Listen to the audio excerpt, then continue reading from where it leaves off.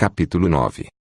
E Saulo, respirando ainda ameaças e mortes contra os discípulos do Senhor, dirigiu-se ao sumo sacerdote e pediu-lhe cartas para Damasco para as sinagogas, a fim de que, se encontrasse alguns daquela seita, quer homens quer mulheres, os conduzisse presos a Jerusalém.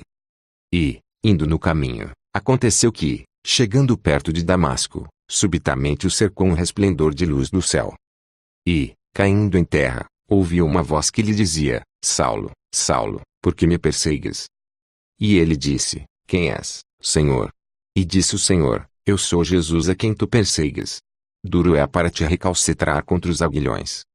E ele, tremendo e atônito, disse: Senhor, que queres que faça? E disse-lhe o Senhor: Levanta-te, e entra na cidade, e lá te será dito o que te convém fazer. E os varões, que iam com ele, pararam espantados, ouvindo a voz, mas não vendo ninguém. E Saulo levantou-se da terra, e, abrindo os olhos, não via ninguém. E, guiando-o pela mão, o conduziram a Damasco. E esteve 3 dias sem ver, e não comeu nem bebeu. E havia em Damasco um certo discípulo chamado Ananias, e disse-lhe o Senhor em visão: Ananias. E ele respondeu: Eis-me aqui, Senhor. E disse-lhe o Senhor: Levanta-te, e vai à rua chamada direita, e pergunta em casa de Judas por um homem de Tarso chamado Saulo, pois eis que ele está orando. E numa visão ele viu que entrava um homem chamado Ananias, e punha sobre ele a mão, para que tornasse a ver. E respondeu Ananias: Senhor, há muitos ouvi acerca deste homem, quantos males tem feito aos teus santos em Jerusalém. E aqui tem poder dos principais dos sacerdotes para prender a todos os que invocam o teu nome. Disse-lhe, porém, o Senhor: Vai, porque este é para mim um vaso escolhido, para levar o meu nome diante dos gentios, e dos reis e dos filhos de Israel. E eu lhe mostrarei quanto deve padecer pelo meu nome. E Ananias foi, e entrou na casa, e, impondo-lhe as mãos, disse: Irmão Saulo, o Senhor Jesus, que te apareceu no caminho por onde vinhas, me enviou, para que tornes a ver e sejas cheio do Espírito Santo. E logo lhe caíram dos olhos como que umas escamas, e recuperou a vista, e, levantando-se, foi baptizado. E, tendo comido, ficou confortado. E esteve Saulo alguns dias com os discípulos que estavam em Damasco. E logo nas sinagogas pregava a Jesus, que este era o Filho de Deus. E todos os que ouviam estavam atônitos, e diziam: Não é este o que em Jerusalém perseguiu os que invocavam este nome, e para isso veio aqui para os levar presos aos principais dos sacerdotes. Saulo, porém, se esforçava muito mais, e confundia os judeus que habitavam em Damasco, provando que aquele era o Cristo. E, tendo passado muitos dias, os judeus tomaram conselho entre si para o matar. Mas as suas ciladas vieram ao conhecimento de Saulo, e como eles guardavam as portas, tanto de dia como de noite, para poderem tirar-lhe a vida. Tomando de noite os discípulos, o desceram, dentro de um cesto, pelo muro.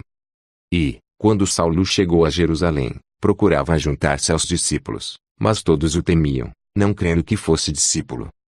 Então Barnabé, tomando-o consigo, o trouxe aos apóstolos, e lhes contou como no caminho ele vira ao Senhor e lhe falara, e como em Damasco falara ousadamente no nome de Jesus. E andava com eles em Jerusalém, entrando e saindo.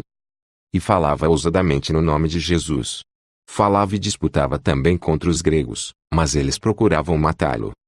Sabendo, porém, os irmãos, o acompanharam até a Cesareia, e o enviaram a Tarso. Assim, pois, as igrejas em toda a Judéia, e Galiléia e Samaria tinham paz, e eram edificadas, e se multiplicavam, andando no temor do Senhor e consolação do Espírito Santo. E aconteceu que, passando Pedro por toda a parte, veio também aos santos que habitavam em Lida. E achou ali certo homem, chamado Enéas, jazendo numa cama havia 8 anos, o qual era paralítico. E disse-lhe Pedro: Enéas, Jesus Cristo te dá saúde, levanta-te e faz a tua cama. E logo se levantou. E viram-no todos os que habitavam em Lida e Sarona, os quais se converteram ao Senhor.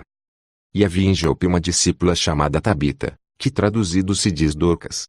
Esta estava cheia de boas obras e esmolas que fazia.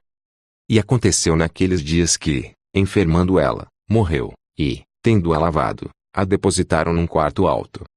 E, como Lida era perto de Jope, ouvindo os discípulos que Pedro estava ali, lhe mandaram 2 varões, rogando-lhe que não se demorasse em vir ter com eles.